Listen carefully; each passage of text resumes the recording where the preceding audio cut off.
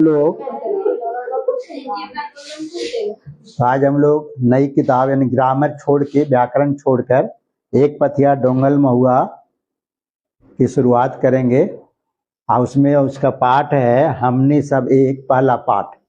लेकिन पाठ पढ़े के पहले हमने कवि परिचय थोड़ा जानना है और संक्षेप रूप में, ऐसे तो इनकर बारे में पूरा डिटेल भी पढ़ना है, तो मोटा मोटी संक्षेप में हो गया।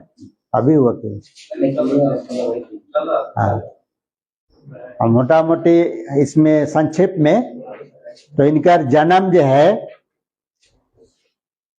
25 दिसंबर 1920 डेट रखना है और वर्ष करीब जिला। इनकर बापे का नाम शालिग्राम पानोरी और माए का नाम दुखनी देवी। ये है इनकर घर है बरवा अड्डा कल्याणपुर और धनबाद। ये जीटी रोड में पड़ो है ना, कल्याणपुर धनबाद जाते जीटी रोड पर बरवा अड्डा एक जगह है, वहीं पर इनकर जन्म है। इनकर ये मूल निवासी एक तरह से झारखंड के बाद में बनल है, यानी इनकर दादाजी नवादा से आके बरवाडा में बस गए है ना। तो इनका रही है यानी मूल झारखंड बहुत खानदानी नहीं है, नवादा के मूल है, लेकिन इनकर दादा आजा वो आयल थे यहाँ पर बरवाडा में। अब इनकर अपने जीवनी जो है पढ़ाई लिखाई इनकर मात्र मैट्रिक तक भेले है। मैट्रिक तक 1939 में मैट्रिक पास कर और वही साल इनकर बाप कर निधन भी हो गया, यानी उनकर बाप कर मृत्यु हो गया 1939 में। तो बाद उनकर माय के भी मृत्यु है 1944 में। अब पूरा परिवार कर बोझ इन पर है आ गया। कहल जा है कि परिवार का बोझ है, पढ़ाई लिखाई आगे नहीं हो पाले है ना। तो 1946 से एक तरह से ये शुरू केला। धनबाद कर पुरना बाजार में एक पान गुमटी खोल के यानी अपन रोजी रोटी चलावे वास्ते उनका व्यवसाय है। क्योंकि ये पानोरी जो है उनका जातीय गुण है, यानी जातीय टाइटिल है, पनेरी जात कर से पान गुमटी खोलना उनके अपन जातीय पेशा के अनुसार। तो 1946 में धनबाद में पुरना बाजार में एक गुमटी खोला, पान के दुकान, पान कर गुमटी, और वहीं से पान गुमटी करते हुए यानी ये खोट्ठा में लोग कहा कि लेखन पहले भी कविता का वगैरह करते होंगे या करे तो यानी खोट्ठा में या हिंदी में, लेकिन उतना ध्यान नहीं। लेकिन हमारा जैसा अनुमान है उस दृष्टि से 19 यानी धनबाद में कवि सम्मेलन वगैरह कोयलरी क्षेत्र है, कोयलांचल क्षेत्र है, होते रहे। जैसे हमने के यहाँ भुरकुंडा में भी कवि सम्मेलन साल में एक बार 1-2 साल में होते रहे। तो उसी तरह से यानी वहीं से सुन के चाहे जैसे भी है जिनके मन में झुझुक जहाँ से भी आए, ऐसे कहते कि 1991 से वो कविता लिखे शुरू कैला है ना। तो खोट्ठा में तो यानी माघी मैथिली भोजपुरी कर कविता सुन के चाहे जैसे भी हो, खोट्ठा में ये अपन देसी भाषा यानी खोट्ठा भाषा में लिखना शुरू कर ले। और कहते हैं कि 1991 में इनका एक पहला कविता संकलन निकल, अब निकलल है नहीं निकलल, लेकिन चर्चा कहते कि निकलल है। आपका नाम कोई कहते तित की नाम है, लेकिन वो फिर आगे जाके कहते 1954 में दिव्य किरण है ना एक कविता संकलन निकलल है, जे खोट्ठा का पहला किताब है। तो वही असमंजस वाली बात है, दुविधा वाली बात है। 1951 में तित के नाम से भी कहते हैं, कोई माला फूल नाम से भी कहते, लेकिन ओकर कोई प्रमाणिकता भी नहीं मिले, कोई छपल नहीं। बाल किरण और दिव्य ज्योति ये 2 किताब 1956। ओकर बाद इनकर जीवन के परिचय के साथ है कि 1957 में रांची में रेडियो स्टेशन खुल, स्थापना होल। और वो स्थापना हेल के बाद से इनके मन में और जिज्ञासा है, कहा कि रेडियो स्टेशन में एक प्रोग्राम चलो है हमारी दुनिया, और हमारी दुनिया कार्यक्रम में करीब करीब क्षेत्रीय भाषा का भी प्रोग्राम चल रहा है कि ओकर में ये आधा घंटा का एक प्रोग्राम जेकर में क्षेत्रीय भाषा पर कहानी कविता गीत सुनावल जाए। तो 1957 में रेडियो स्टेशन रांची खुलल के बाद, और यही समय कहते कि इनकी एक पत्रिका निकालना मातृभाषा खोट्ठा में, ऐसे मातृभाषा खोट्ठा में वैसे नहीं लिखल है कि वहां ऐसे लिखल है मातृभाषा, एक पत्रिका शुरू कैला।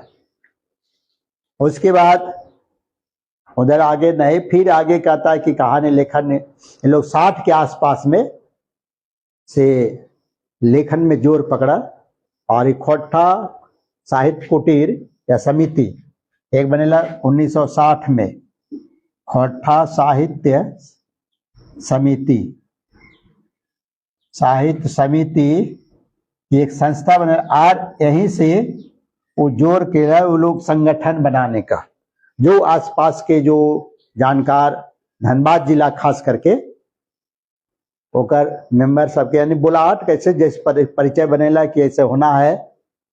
तो इनके बारे में कहल जाए कि स्कूल में जब पहले शनिवार के शनिवार सांस्कृतिक कार्यक्रम चल रहा है, स्कूल में अभी बंद हो गया, तो उस समय सांस्कृतिक कार्यक्रम में अगल बगल के स्कूल में वो जाते थे और सुना के बच्चा सबके लुभा के वो गीत गाते थे विशेष करके, तो वही लोगों को बहकाते थे। तो ये हुआ, और 1963 में इसका जो मेंबर बना कुछ लोग मूल रूप से, जैसे नारायण महतो इनकर दोस्त है, जो इनकर किताब के बाद में प्रकाशित कल 2000 के बाद मरल के बाद, उद्वासल कर्ण एक नाटक जो पहले सीजीएल में था वो 1963 में लिखल गया।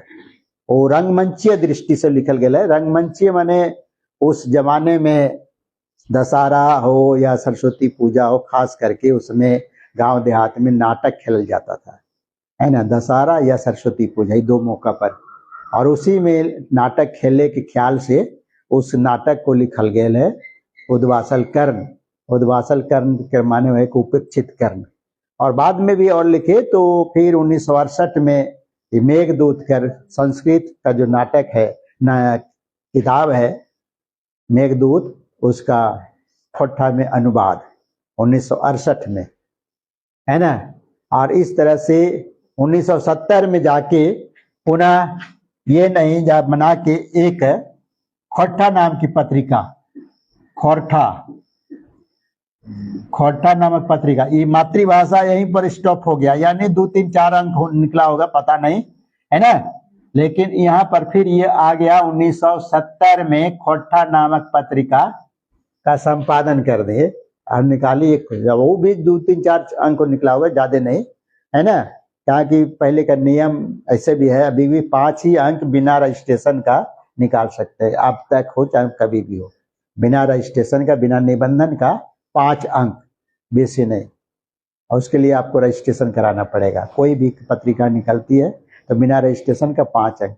तो 1970 में फिर ये मातृभाषा नहीं लिए, ये खोट्ठा नाम से, है ना, ये शायद बुलेटिन टाइप का है, चाहे जो है, ये पत्रिका, ये साहित्यिक पत्रिका निकला, और इस साहित्यिक पत्रिका में कहानी कविता वगैरह छपता था। इसमें पहली कविता का पहली कहानी विश्वनाथ दसौंधी राज कर जेकर बारे में पढ़ना है, उनकर महुआ कहानी छपल है, ये भी जानना जरूरी है। महुआ कहानी विश्वनाथ दसौंधी राज कर, है ना, महुआ, जेकर में फिल्म भी बनल, बाद में उपन्यास करके वो उपन्यास भी बनाया, लेकिन वो नहीं छपा, महुआ कहा के छपा। महुआ इनकर पहली कहानी, और ऐसे भी कल जाए खोट्ठा जगत की पहली कहानी है महुआ, है ना, वो जो छपा हुआ है प्रकाशित में। तो ये हुआ, और फिर विश्वनाथ दसौंधी राज जब पढ़ेंगे तो यही भी जानना है कि 1977 में वो यानी तित की नाम की पत्रिका निकाले। ये इतिहास है खोट्ठा जगत का, साहित्यिक इतिहास। तितकी नाम की पत्रिका विश्वनाथ दसोंधिराज, जो दूसरा राइटर आपको पढ़ना है ना, क्योंकि प्राचीन काल उस समय के 3 राइटर को आपको नाम पढ़ना है, श्रीनिवास पानुरी, विश्वनाथ दसोंधिराज और विश्वनाथ नागर। इसके बारे में डिटेल आपको पढ़ना है ना। तो ये जो तितकी पत्रिका यहाँ निकाला शुरू, तो इसलिए कहता है तितकी, कहता है कि पत्रिका जो है विश्वनाथ दसोंधिराज ही शुरू किए। वो समझ अभी बातचीत में चलता है कि तितकी 1991 में वो निकाले, फिर ये कहते हैं तितकी का पहला पत्रिका ही निकाले। तो अभी इसको मतभेद में नहीं निकला, तो ये सब इसको मान लिया कि ये निकाला था। और ये भी थी धनबाद में एक पत्रिका निकलती थी बिहार भूमि, तो बिहार भूमि में ही एक पन्ना, एक अंक, जैसे अभी प्रभात खबर में ये शुक्रवार के शुक्रवार निकलता है माई माटी, जिसमें जो क्षेत्रीय भाषा की कविताएं, कहानी, लेख वगैरह छपती है। तो उसी तरह से बिहार भूमि नाम की पत्रिका थी, यानी पेपर था, उसी में एक अंक इनको क्षेत्रीय भाषा खोट्ठा के लिए निकालने के लिए अनुमति मिला था संपादक की ओर से। तो ये है विश्वनाथ दसोंधिराज का कहानी, है ना। तो ये अब इनका जो आगे बढ़ा, आगे जो हम लोग पढ़े, यानी 1986 में ही एक्सपायर कर गए। लेकिन हम इतिहास जब पढ़ेंगे, यानी जानना थोड़ा सा, क्योंकि साहित्य स्टार्ट है, तो साहित्य के बारे में काल विभाजन या इसको जानना है, आखिर खोट्ठा के प्रति लोगों का झुकाव कैसे आया। तो ये जानना है कि क्षेत्रीय भाषा, यानी रांची विश्वविद्यालय में यही श्रेय जाता है। रांची विश्वविद्यालय में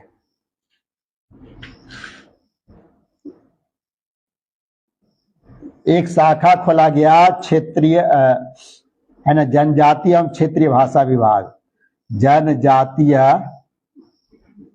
एवं क्षेत्रीय भाषा विभाग। ये खोला गया, और इसका श्रेय जिसे भी खुला, राजनीतिक परिदृश्य ऐसा आ गया, यानी वो श्रेय जाता है, यानी झारखंड आंदोलन का। ऐसे झारखंड आंदोलन आप लोग पढ़ते हैं तो जानते ही होंगे, बहुत पहले से चला था। 1952 में विपक्ष का दल भी बना था जयपाल सिंह मुंडा का, लेकिन वो बीच में कांग्रेस में विलय कर गया। फिर एनी होरो शुरू किए, वो भी विलय हो गया, है ना। बाद में 1972 में आप लोग झारखंड मुक्ति मोर्चा, जिसकी अभी सरकार चलती है, वो आदमी जिंदा है ना, शिबू सोरेन और विनोद बिहारी महतो और ए.के. राय थे, लेकिन खास करके 2 ही का नाम आता है, विनोद बिहारी महतो और शिबू सोरेन मिल करके जेएमएम की स्थापना की, झारखंड मुक्ति मोर्चा की। और इन लोग जो आंदोलन किया, जो जोर पकड़ा, वैसी का परिणाम था कि हमारी भाषा, हमारी संस्कृति, हमारा रहन सहन, विचार सब बिहार से अलग है, इसलिए हम लोग बिहार से में नहीं रहेंगे। ये झारखंड आंदोलन का आंदोलन शुरू हुआ, और उसी का श्रेय जाता है भाषाई में, साहित्य में लोग विचार आके किया, तो उस साहित्य जगत के लोग भी जुटे। तो 1980 में पास हुआ, 1980 का बैच शुरू हुआ, 1980-82 एमए में पहला सत्र चला, खोला गया, जबकि सत्र लेट था। ये सत्र एक्चुअली 1982 में शुरू हुआ, 82, लेकिन बैच था, ये सत्र ही था, इसलिए इसको गिनता है कि 1980 से ही खोट्ठा की पढ़ाई नहीं, क्षेत्रीय भाषा, ये जो विभाग खुला है ना, खोल दिया, और वहाँ एमए पर पढ़ाई शुरू किया। इस योजना के ही था कि एमए में पढ़ाई होगी, और एमए में जो पढ़ के निकलेगा वही नीचे क्लास के विद्यार्थियों को पढ़ाएंगे। तो ये था। तो इस समय पहली बार जो है, इस सत्र में सिर्फ 4 भाषाओं की पढ़ाई हुई, मुंडारी, संथाली, असल उस 4 का है, और इसमें नागपुरी और कुरमाली, इसमें ये भाषा जनजातीय भाषा है, और ये सदानी भाषा है। इसी 4 की पढ़ाई शुरू हुआ। लोग को नई इच्छा हुई, बाद में नागपुरी का जो एचओडी यानी टीचर थे, हिंदी का ही टीचर, उनको बुला के बीपी केसरी, विशेश्वर प्रसाद केसरी को डाल्टनगंज से, और इसमें से एच.एन. सिंह, हरदेव नारायण सिंह नाम था उनका, सिल्ली से, तो उधर से बुला करके डिपार्टमेंट में बैठा दिया गया कि आप लोग चलाइए। फिर 82 में उनको लाया गया, 82 या 83 में शायद, रामदयाल मुंडा को अमेरिका से, वो अमेरिका में रहते थे। तो ये तरह से ये स्थापित हुआ, और यही श्रेय जाता है खोट्टा साहित्य सृजन का। और इस समय इनको खास करके पानुरी जी के बारे में जानेंगे तो इनकी जो पांडुलिपियां थी उसी से पढ़ाई वगैरह हुआ। जब यह पढ़ाई की व्यवस्था हुई, और खोट्टा की बात जहां तक है 1900 बैच है 82-84, यही जानिए खोट्टा की जो स्टार्ट हुआ 1982-84 का बैच है। पढ़ाई हुआ 84 से स्टार्ट, ये है। सत्र है एमए का पहला बैच, यानी इस समय जब शुरू हुआ तो लोग कहे, लेकिन वही जो ए.के. झा के बारे में पढ़ेंगे, ए.के. झा ही ऐसा जिरंगिट आदमी था जो कि भाषा आंदोलन पर सक्रिय रूप दिया, और उसने जोर पकड़ाया। मीटिंग में जब भी गए कहा कि नहीं, कुछ लोग कहा कि नहीं, नागपुरी वाला खास करके कहता अरे उसमें मत पढ़ो ना, इसी में हम डाल देते हैं 2 पेपर, है ना, 1 पेपर 2 पेपर डाल देंगे। कुरमाली वाला कहता ये 2 पेपर डाल देंगे। तो झा जी ने कहा कि नहीं, हमारा खोट्टा चाहिए और चाहिए, है ना, जैसे भी हो, क्योंकि लंबा क्षेत्र है हमारा, पूरा उत्तरी छोटानागपुर, संथाल परगना, पलामू सब मेरा क्षेत्र है, 16 जिला, इतना कोई नहीं बोलता है। और गवर्नमेंट को लास्ट में, यानी जो यूनिवर्सिटी का जो वीसी थे उनको मानना पड़ा, और एक डिपार्टमेंट, यानी 1982 का बैच है, 84 में नव भाषा की विभाग खुला। नव भाषा, जो अभी नव भाषा जो पढ़ाई होती है उसको जानना है। नव भाषा, उसमें जनजातीय भाषा में हुआ संथाली, यानी मुंडारी, कुड़ुक, ये उरांव की भाषा होती है, कुड़ुक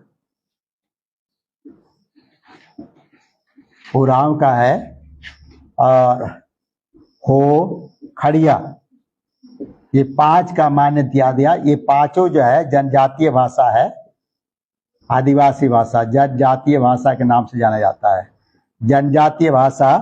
और सदानी भाषा, सदानी भाषा हो गया गैर जनजातीय, जिसमें नागपुरी हुआ,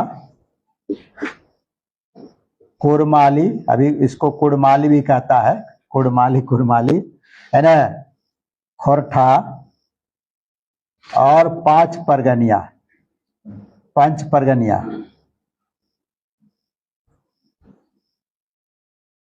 ये यही 9 भाषा की अभी पढ़ाई हो रही है ना, क्षेत्रीय भाषा के रूप में, क्षेत्रीय और जनजातीय भाषा के रूप में। और इन्हीं 9 भाषा को सरकार ने 2011 में द्वितीय राजभाषा का दर्जा भी दिया है। तो ये 1984 से शुरुआत हुआ, पढ़ाई बैच था 1982-84, जिसमें पहला बैच में जो 5 व्यक्ति है जो पास किए, वो सब बीए में नहीं पढ़ा था, खोट्टा की नहीं, उधर पढ़ाई ही नहीं शुरू, पढ़ाई शुरू हुई वही 84 में, पहला बैच एमए में, जिसमें आपको बीएन हवदार हुए, विनोद कुमार हुए, एक चेटर के 3 है, एक भोलाराम महतो और एक है मोतीलाल हवदार, और एक 4 हो गया, और एक थे चास के, है ना, धीरेन्द्र नाथ महतो, एक साकुल के भी वो नाम लिखाए थे, 5 ही विद्यार्थी फर्स्ट बैच पास किया। एक साकुल के थे पीटीपीएस में जो अभी पढ़ाते हैं, भुवनेश्वर साहू, तो ये 6 आदमी नाम लिखाया था फर्स्ट बैच में खोट्टा में। तो यहाँ से हुआ, अब इन लोग की पढ़ाई वही खोट्टा से शुरुआत हुई। यानी अब तो ये जानो इनका पांडुलिपि में इन लोग नाम आए, अब इनका श्रेय और आगे क्या है वो तो पढ़ाई के इतिहास हो गया। पानुरी जी को यानी अभी तत्काल में जो जानना है, आधुनिक खोट, बहुत से लोग यानी जो हिंदी वाला था या कुछ उनका संपर्क आया, उन लोगों ने आदि कवि भी कहा इनको, आदि कवि, ऐसे हम लोग नहीं मानते हैं, लेकिन कुछ लोगों ने कह दिया है, इसलिए उसको भी लोग प्रश्न में लिखता। आदि कवि कहता है, वाल्मीकि कहता है, कभी कभी चर्चा आता है वाल्मीकि कहता है, तो भीष्म पितामह कहता है, भीष्म पितामह, है ना। तो ये जो है खोट्ठा का जनक भी कहता है, वाल्मीकि के साथ एक खोट्ठा का जनक, ये है। और एक चीज है, इनके जन्मदिन पर यानी 25 दिसंबर को खोट्ठा दिवस के रूप में मनाया जाता है। 1920 से शताब्दी उनका था खोट्ठा दिवस, और उसके बाद 1920 से में शताब्दी पर पूर गया। 100 वर्ष पूरा होने की इस उपलक्ष्य में खोट्ठा प्रेमियों द्वारा खोट्ठा दिवस मनाने का एक परंपरा और एक दिन तिथि कह दिया। प्रश्न आ जाएगा, प्रश्न आता है, इसको निश्चित आता है कि खोट्ठा दिवस कब मनावल जाए, याद देगा केकर जन्मदिन पर मनावल जाए। यानी दो सवाल जो दोनों इसी से रिलेटेड है, यहाँ नहीं कह देगा। एक सवाल निश्चित, आप जनरली नीचे क्लास से भी ऊपर क्लास हर जगह पूछा जाता है कि खोट्ठा दिवस कब मनावल जाए। एक तो ये 25 दिसंबर, और दूसरा फिर उसी को दूसरा घुमा देगा, खोट्ठा दिवस केकर जन्मदिन पर मनावल जाए, तो श्रीनिवास पानुरी के जन्मदिन पर, है ना। जन्म तारीख जो है उसी दिन को खोट्ठा दिवस मनावल जाता है। दूसरा और ऑप्शन में दूसरा न तीसरा रहेगा। अच्छा, खोट्ठा का जनक इसको लोगों ने जिसने भी कहा आदि कवि, तो लोग कहते हैं कि नहीं, रामदयाल पांडे जो था उन्होंने आदि कवि कह दिया इनको। राहुल सांकृत्यायन के साथ उस इनका संपर्क था, आना जाना यानी पत्राचार हुआ, चाहे परिचय हुआ धनबाद में कभी, तो उसके चलते तो उन लोगों ने भीष्म पितामह कहा विश्वनाथ दसौंधीराज ने। ये उपाधि दिया इनको विश्वनाथ दसौंधीराज ने, भीष्म पितामह का, है ना, विश्वनाथ दसौंधीराज। दसौंधी नाम हुआ, ये हिंदी के प्रोफेसर थे, टीचर थे हाई स्कूल के। राज इनका उपनाम हो गया, वो उसके पीरियड में पढ़ा देंगे, बताएंगे। तो ये जो है विश्वनाथ भीष्म पितामह उनको कहा। तो इस तरह से इनका साहित्यिक परिचय है। और आपको विशेष करके जो उसका जीवनी कृति पढ़ना है, उसमें आंखें गीत पहले पढ़ते थे, उद्वासल कर्ण भी पढ़ते थे। अभी इनका चाबी काठी नाटक जो पढ़ना है तत्काल में, और इन्हीं की एक पहली कविता हमनी सब एक पढ़ना है, तो उसको देखेंगे। हमनी सब एक, इसको इस पाठ को कहीं कहीं पर एक एक एक करके लिखा हुआ है, कहीं पर हमनी सब एक है।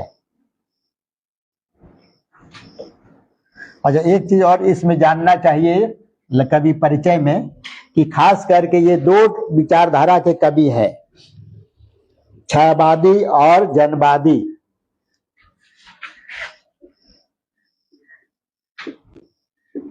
छायावादी और जनवादी, है ना, ये विशेष करके ये है। लेकिन इनका जो कविता ये राष्ट्रवादी भी है ना। इनकी कविता में ये राष्ट्रवादी भी, हमनी सब एक है, या न जनवादी है न छायावादी है, ये एक तरह से देशभक्ति परक गीत है, राष्ट्रवादी है ना। हमनी सब एक, इसमें पूरे भारत के निवासियों को, वासियों को एक कहा कि हमनी सब, चाहे यहाँ विविधता है भारत के बारे में, अब पहले पढ़ते जानते हैं कि भारत में अनेक भाषा के लोग रहते हैं, अनेक धर्म के लोग रहते हैं, अनेक जाति के लोग रहते हैं, लेकिन सबका रहन सहन विचार भाव विचार एक है। यही इसका कहने का मूल भाव है कि यहाँ भारत में ऐसे भी पढ़ते हैं कि विविधता में एकता, विविधता है अनेकता है, क्योंकि यहाँ एक जाति के लोग नहीं है, एक भाषा के लोग नहीं है, एक रहन सहन वाला लोग नहीं है, एक धर्म का लोग नहीं है ना। तो जहाँ धर्म में अंतर है, जाति में अंतर है, रहन सहन में अंतर है, बोली वाणी में भी अंतर है, सब चीज में अंतर है, फिर भी जब एक कहेगा भारतवासी हम एक है, यानी भारत का जब नाम आएगा तो हम सभी भारतीय है। यही उसका कवि का मूल उद्देश्य है, मूल कहना है। तो कविता का पंक्ति में आप देखिए, अब उसको पढ़ना है कविता। तो ये है एक पतिया डोंगल महुआ जो असली किताब है। इस एक पतिया डोंगल महुआ के बारे में भी थोड़ा सा ध्यान ले, किताब पढ़ाए तो हो ही जाएगा। अब इसमें ये हो गया एक, जो जानना है इसको फिर बताएंगे। यानी छायावादी का मतलब होता है, छायावाद का इसका मतलब थोड़ा जान लीजिए कि तो पाठ दूसरा दिन भी हो जाएगा। छायावादी माने ऐसा गीत जो खास करके श्रृंगारिकता ज्यादा रहती है, श्रृंगारिकता ज्यादा रहेगा और इसमें अज्ञात प्रेमिका की बात रहेगी। प्रेमी प्रेमिका जो भी रहेगा, लेडीज रहेगा तो प्रेमिक रहेगा, जेंट्स रहेगा तो प्रेमिका कहेगा। तो अज्ञात प्रेमिका और प्रकृति चित्रण इस कविता की जो मूल विशेषता है छायावादी का, उसमें प्रकृति चित्रण परक रहेगा, श्रृंगारिक रहेगा, अज्ञात प्रेयसी है ना, प्रेमी प्रेमिका की बात रहेगी। तो रहस्यवादी कह देता तो रहस्यवादी कह देंगे तो अज्ञात ईश्वर की ओर चला जाएगा, लेकिन ये रहस्यवादी नहीं है ना, छायावादी है। और राजनीतिक विचारधारा में ये कम्युनिस्ट विचारधारा के थे, राजनीति स्तर पर ये कम्युनिस्ट विचारधारा के थे। ये जानना, उनके जीवन विषय पर पढ़ना है। तो ये विचारधारा इनको छायावादी आखिर गीत जो कविता पहले आपको सीजीएल में पहले कोर्स में था, उसमें आधा से अधिक कविताएं छायावादी था और उसमें कुछ कविताएं जनवादी भी था। जनवादी विचारधारा के कब हुए तो बाद में विनोद बिहारी महतो और ए के राय के संपर्क में आने के बाद ये कम्युनिस्ट विचारधारा के हो गए। और इसीलिए जो चाबी काठी आपको नाटक पढ़ना है वो कम्युनिस्ट विचारधारा से रिलेटेड है, उसी संबंधित है। ये जनवादी उसका साहित्यिक रूप में, राजनीति में जिसको कम्युनिस्ट कहते हैं उसी को जनवाद कहा जाता है साहित्य में, जिसमें शोषित और शोषक दो मूल वर्ग होता है। शोषित यानी जो गरीब वर्ग है और शोषक जो अमीर वर्ग है। जमींदारी प्रथा उस समय थी, आज़ादी के पहले जमींदारी प्रथा का उन्मूलन तो 56 में हुआ। तो उसके बाद भी अभी भी गांव में देहात में हर जगह छोटे बड़े का थोड़ा सा फ्रिक्शन रहता है, विवाद रहता है। तो वही जनवादी में यानी शोषण, तो इनका जो किताब है उस कविता में आपको मिलता। आखिर गीत में इसकी दोनों का समावेश था।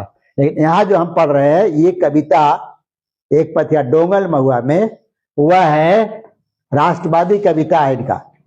यह देशभक्ति परक गीत है, यह भाव है कविता का। ये गीत के, यह गीत के नाम से नहीं है, लेकिन ये गाते थे तो गीत भी है, लेकिन देशभक्ति परक।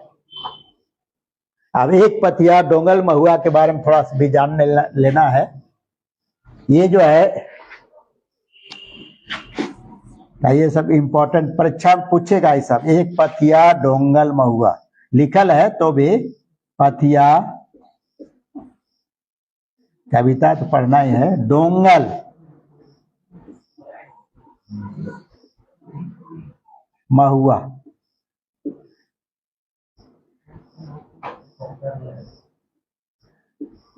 है ना। देखिए पथिया है ना, पथिया क्या है, एक टोकरी, जिसको हिंदी में टोकरी कहेंगे, लेकिन पथिया को हमको अलग व्याकरण के रूप में पढ़ना है। ये उनवाचक शब्द है, आपको उस व्याकरण छोड़ दिए थे, इसी में चला देंगे। उनवाचक पढ़ना है, यानी उनवाचक का सीधा अर्थ होता है बड़े का छोटा रूप, है ना।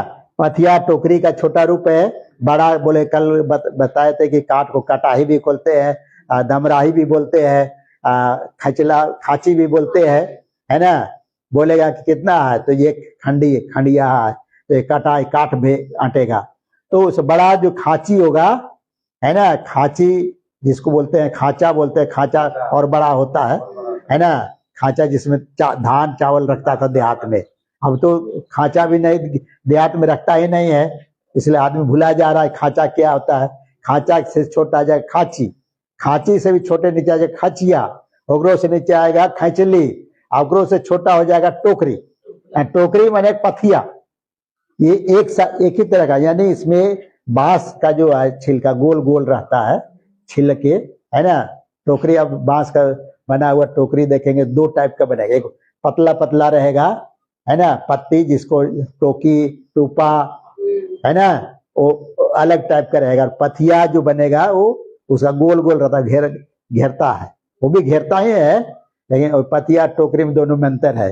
एक सूप, तो ये पथिया हुआ है ना, ये उनवाचक हुआ। ये भी जान पढ़ना, पहले व्याकरण नहीं पढ़ा लेकिन कहा कि उसको छूट गया, यही जानना। उनवाचक माने बड़े को छोटा करना। प्रश्न आएगा कि पथिया कौन है, ये उनवाचक शब्द है। एक बड़ा रूप क्या है, तो खाची है ना, खाची खचला है तो पथिया। और पथिया एक हुआ, एक प्रतीकात्मक भी है। और महुआ, यानी महुआ जो बीच चुनता है, पथिया में ही चुनता है ना। जो गांव देहात में जो महुआ चुनेगा वो देखेगा कि छोटा छोटा इतना बड़ा होता है, उसमें चुन के और पथिया में खांची में भरेगा, है ना। उसमें अगर चुनते जाएगा और खाचिया में लाके भरते जाएगा, तो वो चुना। और डोंगल मैंने चुनना, यानी यहाँ वहां से डोंगना जैसे मैंने घूम घूम के, है ना, एक जगह नहीं बैठ के नहीं चुन रहा है, बल्कि क्या एक इस पेड़ के बाद दूसरा पेड़ भी जाएगा, तीसरा पेड़ भी जाएगा, है ना। गांव के देहात में जिसका पेड़ है तो बहुते पेड़ रहता है, किसी को एक दो रहेगा बंटवारा होते होते, नहीं तो बगाने रहता है। तो चुना इस पेड़ से उस पेड़ से उस पेड़ से, और सब एक पथिया भरा, इसलिए डोंगल उसको कहता है। घूम घूम कर चुनना, इसको कहता है डोंगल। और महुआ तो महुआ हो गया। और ये तो सीधा शाब्दिक अर्थ है। अब इसका विशेष अर्थ भी जानना है, ये प्रतीकात्मक है, ये भी जानिए। ये पथिया हो गया किताब का प्रतीक है, पुस्तक का। ये भी प्रश्न पूछेगा, ये किताब का प्रतीक है, और ये जो है कविता का प्रतीक है। हाँ, ये सब अलग इनर पार्ट में आपको पूछेगा, है ना। इसका प्रतीकात्मक क्या है, आखिर नाम जो रखा, जैसे खोटा काठे पैदे खंडी था, है ना, एक झाका, तो उसमें कहा कि काठ में आधा, यानी पूरा का आधा हो गया खंडी। 40 पहिला का एक काठ, और उसका 20 पहिला का एक खंडी, तो एक काठ में 40 का आधा है। तो वहां अर्थ लगाया था कि पूरा साहित्य को दो भाग में बांटा, गद्य और पद्य। तो पद्य एक खंडी हो गया और गद्य एक खंडी, उनका दो किताब था, एक था गद्य खंडी, एक पद्य खंडी। अब वहां पर उसी तरह इसमें क्या है, ये पुस्तक जो है बिछी हुई चुनी हुई कविताएं हैं, है ना। कविताएं माने डोंगल माने विभिन्न पेड़ का, अलग अलग पेड़ यानी अलग अलग आदमी से मंगाई गई कविता का संकलन है, एक पथिया डोंगल में। तो ये भी आपको छोटा छोटा प्रश्न में आपको पूछेगा, है ना। इसका संपादक कौन है, तो संतोष कुमार महतो है। उनका घर कहाँ है, तो गांगजोरी है। गांगजोरी जैना मोड़ के सामने है ना। गांगजोरी जैना मोड़ वो है। वो आदमी किस विषय का टीचर था उसको भी थोड़ा जान ले, पाठ को अभी नहीं पढ़ाएंगे, इसके अंदर में ही। वो भूगोल के टीचर थे, वो साहित्य के नहीं। आपको बताया कि विश्वनाथ दसौंधी राज हिंदी के टीचर थे, एमए बीएड थे, एमए डिप्नेट, है ना। वो हाई स्कूल के टीचर थे। और उस समय उसके साथ में उनका नहीं पढ़ना है, प्रोफेसर नीलकमल था, वो कॉलेज के प्रोफेसर थे कतरास का। तो वो लोग साथ में, तो एक पढ़ा लिखा आदमी, ये मैट्रिक पास, पानोरी जी कितना मैट्रिक पास मात्र, है ना। लेकिन चूंकि बुजुर्ग होने के नाते शुरुआत किया, तो सब इनको आदर सम्मान करता था, तो ये हुआ इसलिए उनको जनक। तो अब इसका किताब एक पथिया डोंगल माने, ये पथिया जो है पुस्तक का प्रतीक है, और किताब का प्रतीक पुस्तक का प्रतीक है, यानी समूह है कविताओं का संकलन, यानी संपादन। तो संपादक उसको एक एक नंबर पूछेगा, इसका संपादक कौन है, तो संतोष कुमार महतो। उनका घर कहाँ है, तो गांगजोरी है। वो कहाँ के टीचर थे, जहाँ रिटायर किए, तो चंद्रपुरा हाई स्कूल, डीएवी उच्चतर विद्यालय, उस समय उच्चतर माध्यमिक चलता, हायर सेकेंडरी, तो DAV higher secondary school Chandrapura में भूगोल के टीचर थे। कौन, संतोष कुमार महतो। लेकिन एक के झा के प्रयास से वो भी होठा में लिखे लगे, कविता लिखे लगे, है ना। और उसने किताब एक मौनी फूल जो पिछले बार पढ़ना था, उन्हीं का, उनका दो ही किताब छपी। एक मौनी फूल एकल कविता संग्रह था जो पिछले सिलेबस में था, और एक पथिया डोंगल महुआ संपादित कविता संग्रह है जो इस बार पढ़ना है, इसके 10 कविताएं। तो ये चीज है इनका बारे में, पथिया को जानना है इसको। अब उसके बाद आप आएंगे, सनसना रहा है, आप पढ़ेंगे हमने सब एक।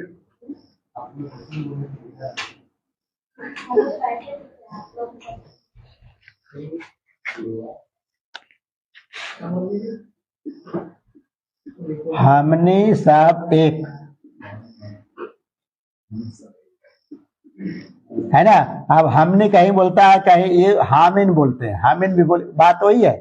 ये हम सब जो है यह व्याकरणिक दृष्टि से ये हम जिसका माने मैं का बहुवचन रूप है। ये हम का हामिन पढ़ा है कि हम हामिन, हम हामिन, तो ये जो हामिन है उसी को कहीं पर हमने बोल दिया, तो ये हमने भी है बहुवचन रूप में है ना।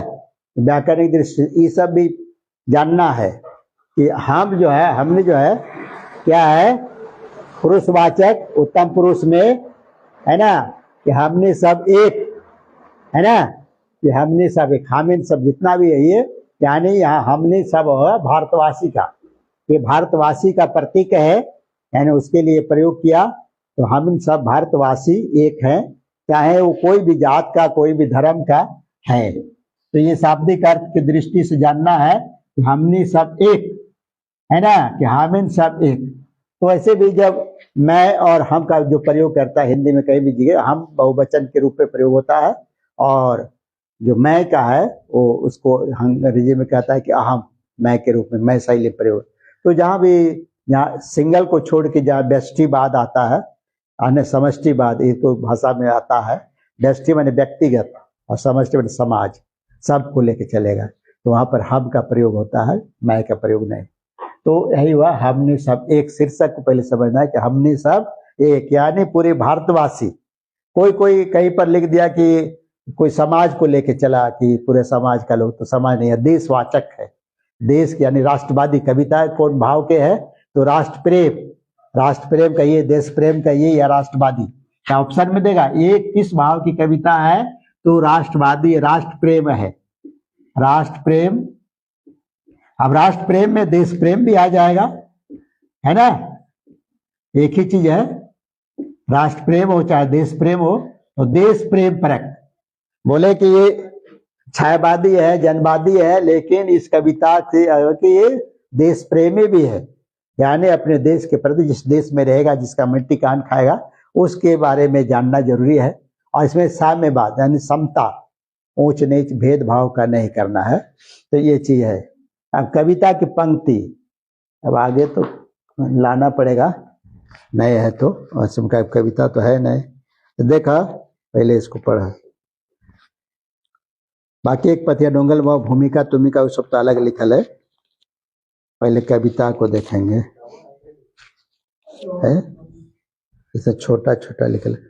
अच्छा, एक एक एक है, वो बड़ा है, वो कौन किताब के है, छोड़ ना ओकरा, वो किताब कहते तो कहते हमारे किताब प्रचार करो, है ना, अपन किताब रहता तो इसे दिखाने में चलेगा, ये किताब को दिखाओ करेगा ना, फोटो तो वहां आता नहीं, ओरिजिनल किताब से पढ़ाई। तो देखिए एक एक एक, हमने सब एक, ये तो रिपीटेशन है, ताकि एक एक कोई शब्द की जब ज्यादा तो जोर दिल जाए, कोई शब्द का रिपीट माने दोहराने का मतलब जोर देना। तो एक एक एक, हमने सब एक, भेनो भेनो बोली भाख, भाख शब्द लिख दिया मैंने, भाखा, यानी सा के बोले कि मूर्धन सा के यहाँ पर खा लिखल जाए, ये भी जानना है। भाख माने भाषा को परिचय लेना है, भाख यानी ये मूर्धन सा के खा लिखना है ना। तो आता भाखा, भाषा भाखा, लेकिन चूंकि कविता में आगे मिलाना है, तुक मिलाना है, तुकबंदी कविता है, यानी ये भी जानना है कविता का प्रकार है तुकबंदी, है ना। भीनो भीनो बोली भाखा, भीनो भीनो मेक, भेक होना चाहिए, मेक नहीं पढ़ा रहा है, यानी भीनो भीनो बोली भाखा, भाक, और भीनो भीनो भेक, भेक माने भेष। देखो भेक इस शब्द कैसे बिगड़ा है, यानी हिंदी में होता है ऐसे भेष, है ना, आप उसको यहाँ कह दिया कि वह को भा कर देना है और इसको खा कर देना है, तो हो गया भेक, शब्द बिगड़ गया। है ना, खोटा ही हो गया। हिंदी में ही भेष माने वेशभूषा, आभूषण यानी कपड़ा जो पहनावा ओढ़ावा उसको भेक कहते हैं, है ना। तो ये भेक से ये भेक हो गया, यानी उसको भा को, जैसे वा को आदमी क्या भा भी बोलता है वोट, है ना, वोट लिखता है लेकिन बोलता है वोट नहीं, यही वा को वो ऐसे शुरू में लिखना वाह, लेकिन इस भाग में आया, है ना, वो वोट लिखेगा लेकिन पढ़ेगा वोट। तो ये हुआ। भेक माने भाषा, भाक माने भाषा बोली, और वही क्या पहले बोला कि भेनो भेनो भोली भाक, आ भेनो भेनो भेक, ताव हमने एक, है ना, एके रकम घर द्वार। अब वहां तक पहले ऊपरे तक है कि हमने के बोली भाखा रहन सहन सब अलग अलग है ना, फिर भी हम इन सब एक ही हो, है ना, यही चीज कह रहा है ना। तो हमने सब एक, है ना। तो बेनो बेनो बोली भाग, बेनो बेनो भेक, ताव हमने एक, तो हम इन सब एक ही है।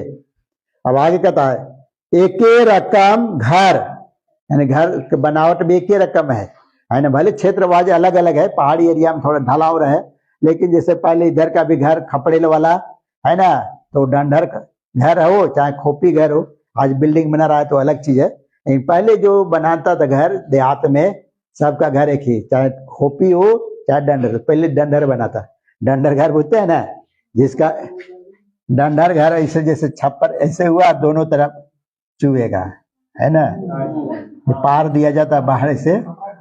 खपड़ा घर में यार दोनों तरफ नहीं, सीटों वाला मकान नहीं होता, इधर से दीवार खड़ा कर दिया दोनों तरफ गिरा दिया, जैसे ये तो एक तरफ झरल है, दोनों तरफ, हाँ दोनों तरफ, हाँ, और खोपी हो जाएगा तो चारों तरफ गिरेगा पानी उसका।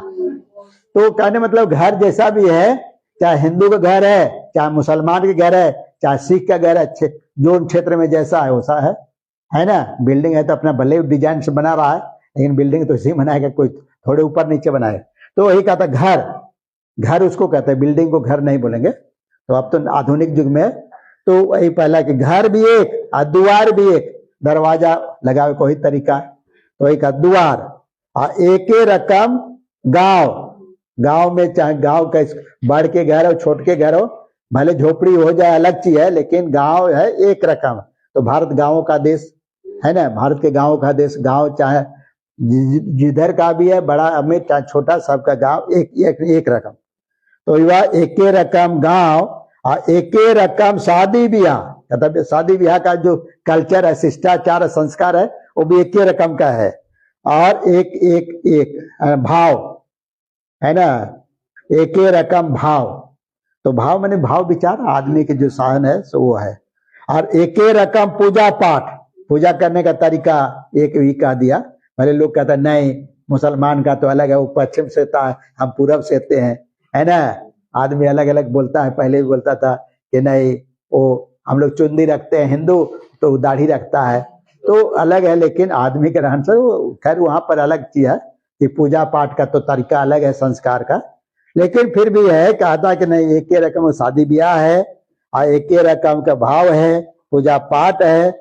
और तीर्थ यात्रा एक, तीर्थ करने का ढंग ढांचा भी एक ही तरह का है। यानी हिंदू तीर्थ करता है तो मुसलमान लोग हज करता है ना। वो गुरुद्वारा जाता है, कोई गिरजाघर जाता है, कोई मंदिर जाता है, कोई मस्जिद जाता है, लेकिन जाता तो सब है, सबको ईश्वर पर एक आस्था है ना। वहां पर भी एक धार्मिक में क्या है कि सब भगवान को मानता है, नाम भले अलग अलग है, जाने का रास्ता अलग अलग है, कोई गॉड बोले, कोई अल्लाह बोले, कोई खुदा बोले, कोई राम कहे, रहीम कहे, लेकिन सब ईश्वर है ना। तो अलग अलग पाठ में तो यही कहने कवि का यही है कि यात्रा तीर्थ सब जो भाव है वो एक तरह का है, चाहे उत्तर भारत का हो, चाहे दक्षिण भारत का हो, चाहे सिक्किम का हो, चाहे भूटान का हो, चाहे नेपाल का हो, है ना। सबका एक भाव। एक जैसे एक पढ़ रहे थे हम लोग मैट्रिक क्लास में, एक पाठ था, सिक्किम में गई थी एक लेखिका है गंगटुक यात्रा, तो वहां कहा कि एक पत्थर को कहा कि घूमता हुआ चक्र है, उसको एक बार घुमाने से सारे पाप कट जाते हैं। तो लेखिका का पूरा ध्यान तुरंत आ जाता है कि नहीं पूरे भारत में है, कहीं न कहीं, जैसे हमारा यहाँ कहता है सारे तीर्थ बार बार गंगा सागर एक बार, गंगा में स्नान करेगा तो पाप कट जाएगा। तो दक्षिण भारत में कावेरी को गंगा कहा जाता है ना। तो इस तरह से कहा था कि भावना एक है, मान्यता एक है। अब पढ़ा लिखा है तो भी एक ही तरह का मान्यता रखता, अंधविश्वास अभी भी ग्रसित है कि सारे जन्म का पाप कटेगा, उसके लिए हम अगरबत्ती जलाएंगे, पूजा पाठ करेंगे। और कोई जो नास्तिक है वो नहीं करता, लेकिन ये कभी पूरा नास्तिक नहीं है, ये भी भगवान को थोड़ा माने। बाद में नास्तिक हो गए कम्युनिज्म आने के बाद, कम्युनिस्ट विचारधारा के बारे में। लेकिन ये पूरा ईश्वर विरोधी नहीं है। लेकिन आपको ईश्वर विरोधी पाठ भी मिलेगा, आपको इस पाठ में खोटा में मिलेगा। एक झाका जब पढ़ेंगे तो नास्तिक का, उसके बाद शिवनाथ प्रमाणिक का, वो मनुष्य को नहीं, भगवान को नहीं मानेगा। तो खैर अलग चीज है, उसको या पूजा पाठ सबको मान लिया कि आस्था है तो उसको मानिए, सब कीजिए। तो एक एक एक आपका जे ते मंदिर, मंदिर माने मंदिर है ना, उसको उच्चारण में ऐसा लिखा मंदिर मस्जिद, यानी मंदिर भी बना, चाहे मस्जिद बना, चाहे गिरजाघर बना, चाहे गुरुद्वारा बना, ईटा तो एक ही रहेगा। माटी का भी पकड़, उसका ढांचा भले है ना, ईटा तो कोई कहता जे ईटे मंदिर मस्जिद, जो भी बना, मंदिर बने चाहे मस्जिद बने, चाहे ओहे ईटे चर्च, चर्च भी वही बनता है। जे अर्थ है पुराण, जे अर्थ में पुराण है ना, पुराण जो हिंदुओं का धर्म ग्रंथ को पुराण कहता है। ओहे अर्थ है कुरान है ना, जे अर्थ है पुराण, हाँ पूरा यहाँ शब्द मिस्टेक है, कुरान होना चाहिए है ना। कुरान ओहे अर्थ, यानी पुराण में जो अर्थ बता रहा है भगवान के बारे में, वही अर्थ कुरान। कुरान मुसलमानों का धर्म ग्रंथ है, कुरान हम लोग हिंदुओं का धर्म ग्रंथ है। और जैसन उपदेश भोला पादरी, भोला नहीं है ना, मौला पादरी है ना, मिस्टेक है, मिसप्रिंटिंग है।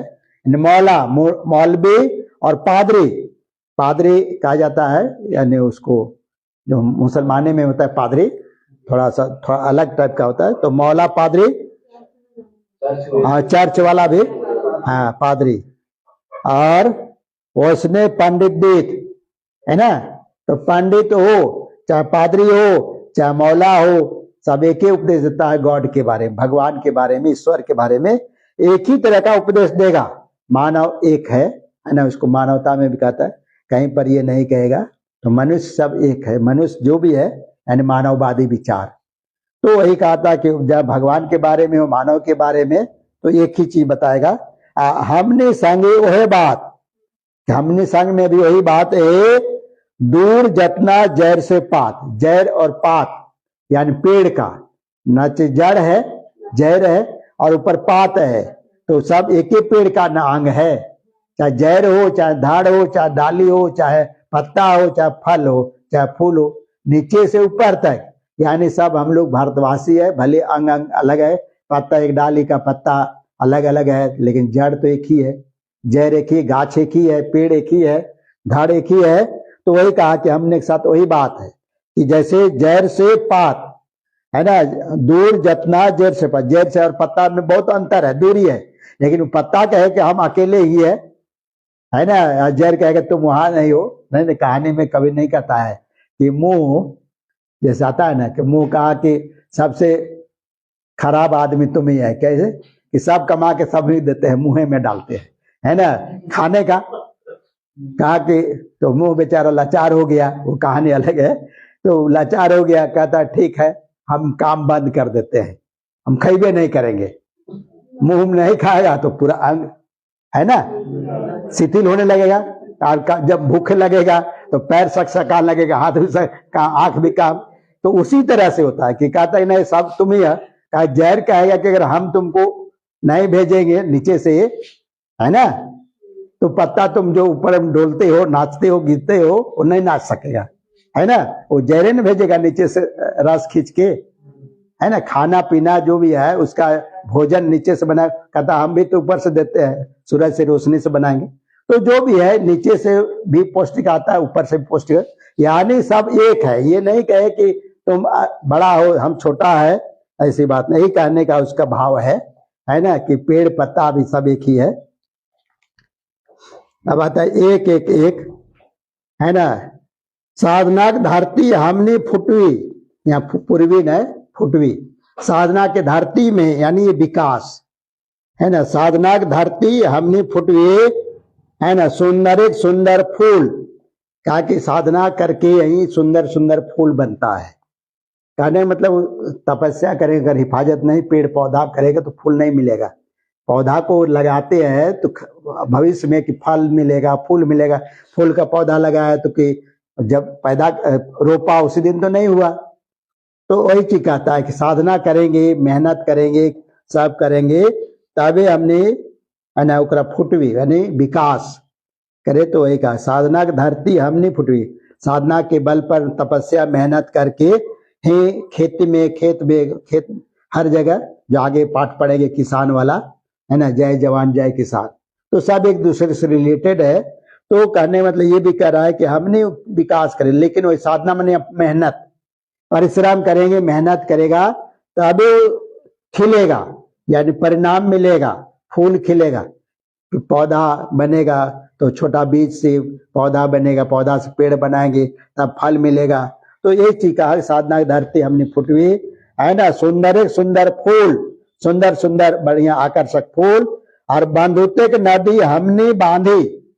हमने भारतवासी ही है जो देश पूरे विश्व को बांधने का वसुधैव कुटुंबकम का नारा जिसे दिया है ना, गौतम बुद्ध ने दिया, बाद में और भी दिए। तो वो भी कहा कि अभी भी कहता है कि वसुधैव कुटुंबकम, तो बंधुत्व नारा यानी पूरा वसुधैव कुटुंब ने पूरा विश्व क्या है, एक कुटुंब है, एक परिवार है, हम भाईचारा है। तो ये बात कहाँ से आती है, तो हम ही भारतवासी ही करते हैं। तो वही से बात आई कि भारतवासी बंधुत्व एक नदी हमने फुटवी है ना, आपन अस्थिकूल, अस्थि से यानी अस्थिकूल, जैसे दधीची ने अस्थि दान करके है ना वित्रासुर को मारने के लिए, तो हमारे वास्ते अस्थिकूल दिलक, अस्थि की दान दिलक।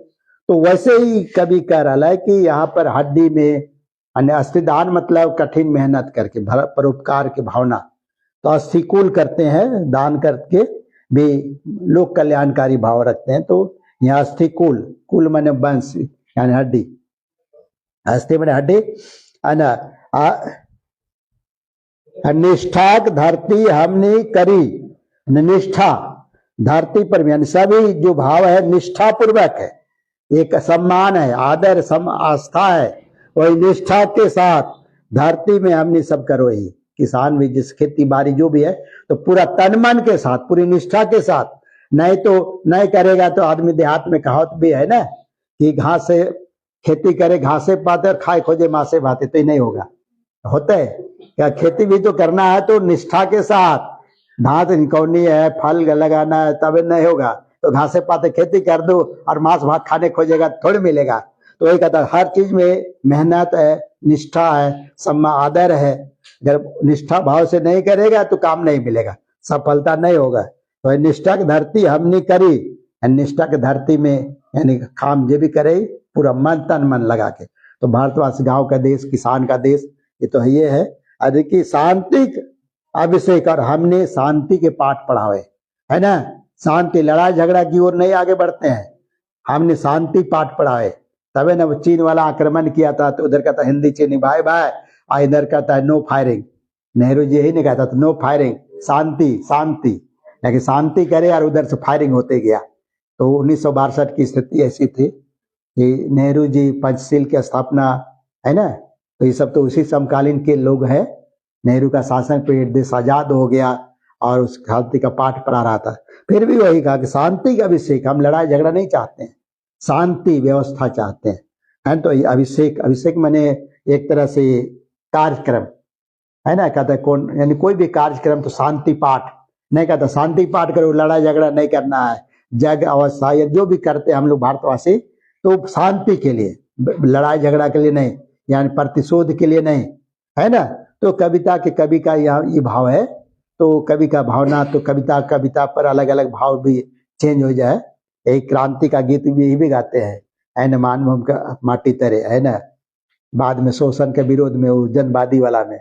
इन कविता में, इनकर कविता में थोड़ा भाव अलग अलग भाव है। तो यहाँ राष्ट्रवादी भारतवासी के रूप में तो शांति का पाठ करेंगे, है ना, अभिषेक करेंगे, पूजा। अभिषेक मैंने वो शाब्दिक अर्थ में है कि कोई कार्यक्रम करना, यानी जैसे उसको स्थापित नहीं करते कि स्थापित प्राण प्रतिष्ठा करते हैं, मूर्ति पूजा करते हैं पूजा में, तो उसी तरह से अभिषेक कर रहे हैं।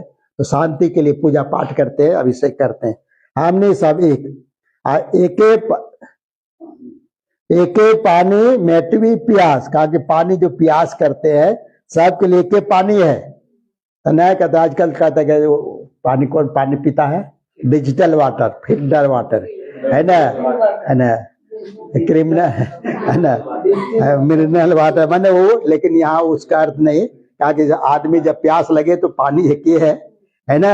पानी चाहे उसको गिलास में भर के रखिए, चाहे में बोतल में भरिए, चाहे वो आदमी नहीं कहता देहाती फिल्टर है ना, उसको घड़ा वाला को है ना।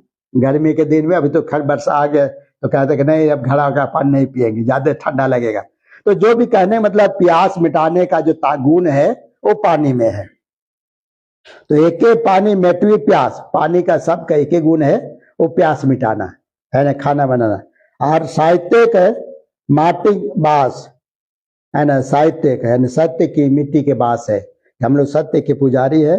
और दुखे खेती हमने करी, कि दुख के भी खेती हम नहीं करे है ना, दुख और सुख मैंने सब में एक साथ रहना है। तो दुखे खेती, खेते में हमने करी है ना, मीठा आनंदक वास है ना, चास है ना, नहीं पड़ा, चास मैंने खेती है ना। तो दुख के करके यानी कष्ट सह के मेहनत करके हमने जो अनाज उपजाया किसान का, तो उसी को दिया। इनका एक कविता किसान करके भी है, तो भाव सबके एक ही है, चाहे उधर किसान करके भी कविता पढ़ेंगे जय जवान जय किसान में। तो किसान जो है कितना कष्ट से कितना मेहनत से खेती करो है ना, और वो आनंद सिखा है, तो सब वो सिखा है। तो मीठा आनंदक बास चास करे मीठा, हमने देखी एक धनेक अनेक, अनेक यानी एक में अनेक, एक में अनेक और अनेक में एक, अनेकता में एकता और एकता में एकता, अनेकता उसी की बात कर है कि एक अनेक और अनेके देखी एक, अने वही मूल भाव है ना। ऐसे भी प्रश्न पहले आता था, भारत एकता में अनेकता है, विविधता में एकता है और एकता में भी अनेकता है ना। एक है फिर भी अलग अलग है, और अलग अलग होकर भी एक है, यानी मिला जुला के हमने सब एक है ना। वही एक एक एक, नीचे निष्कर्ष भी कहता है कि हमने एक एक एक है, इसी बात को रिपीट करते गया। तो कहीं कहीं पर एक कविता जो एक एक नाम से भी छपी है ना, कहीं कहते भी बहुत महत्वपूर्ण कविता है, कहीं हमने सब एक, कहीं एक एक एक है ना, तो उसके नाम से भी। तो हमने के मांझे कुछ बांदर, आप दिया कुछ बंदर है, बांदर के काम है नोचना खोचना है ना। उसको अब क्या बांदर क्या, किसको कहते हैं बांदर, प्रश्न अलग अलग बनेगा है ना। बांदर किसको करे, तो षड्यंत्रकारी, जो तोड़ फोड़ करना चाहता है, विध्वंसकारी, विनाश करेगा, उसको कभी ने बांदर कहा है ना। बांदर हमने के मांझे कुछ बांदर, यानी कुछ असामाजिक तत्व रहो नहीं कहते कि कोनो काज है तो तुरंत आजकल थाना वाला कहेगा शांति बैठक, कोई उपद्रव न हो, कोई लड़ाई झगड़ा ना हो, कोई असामाजिक तत्व ना हो है ना। बढ़िया जुलूस चल रहा है, कोई बम फोड़ दिया या कुछ कर देगा, तो ये होते बांदर जो है, वो बांदर के काम है नोचना खरोचना टूटना फूटना है ना। तो वही है, कुछ बांदर है। प्रश्न पूछेगा बांदर किसका प्रतीक है, तो षड्यंत्रकारी उपद्रवकारी, यानी जो विनाश करेगा है ना। हमने के मांझे कुछ बांदर चीरे खातिर मायक आचर, क्या उगरा दे दे तो कहा ना कि बांदर का हाथ नारियल का तेल थोड़े रखेगा, वो तोड़ेगा ही फूटेगा ही। तो वही बांदर के गुण है। तो हमने के मांझे कुछ है जो मायक आचर के चीरे खोजोए, जैसे नहीं आता था बातचीत, गोरखालैंड तो बोडोलैंड है ना, तो खालिस्तान आया था ना बीच में, बाद में आया तो कविता ऐसा कि यहीं पर कुछ लोग अच्छा पुरेगा तो खालिस्तान, जैसे पंजाब में मांग दिया था, पाकिस्तान मांग दिया तो वो भी, तो पाकिस्तान को तो बात को उसको हटा भी दे। बाद में जो भारतवासी हो तो बोडोलैंड आंदोलन चला है ना, दार्जिलिंग में गोरखालैंड चला और खालिस्तान चला, फिर अभी शांत है सब जगह है ना। उसी तरह से यहाँ झारखंड में भी, झारखंड अलग, तो ये तो अलग राज्य मांग रहा था, वो लोग अलग देश ही मांग रहा था है ना। जो खालिस्तान है, चाहे बोडोलैंड है, चाहे गोरखालैंड है, अभी कुछ दिन पहले मणिपुर में चला था, नहीं जातीय हिंसा थोड़ा हुआ महिलाओं पर, तो उस जगह जगह पर होते रहता, फिर शांत हो जाता। तो वही कहा कि कुछ बांदर है जो माँ के आंचल को चीरना चाहते, यानी जो भारत माँ या माँ का तो भारत माता, हम लोग हर कोई भारत माता बोलता है, भारत पिता नहीं बोलता है। तो भारत माँ का आंचल, हम लोग भारत के संतान को मानता है कि उसका आंचल को, यानी जो सड़िया जो है साड़ी, आंचल फाड़ने मैंने इज्जत को बचाना, ढकना है, तो आंचल को फाड़ना चाहता है। तो आंचल बने आंचल आ जनमत बाहर कहा नहीं पकड़ाया है, उगलत जहर न, उगलते हैं जहर, जहरीला है ना, और लगवत आएगा, मैंने वही जो तोड़ फोड़ करके मतभेद वाला बात करके हिंसा, आखिर दंगा फसाद कैसे होता है, कुछ अफवाह तो बहुत आता है, तुरंत कुछ हो गया आप झूठो बात को फैला देगा और झगड़ा करा देगा। तो वही अगल जहर उगलेगा और आग लगाएगा।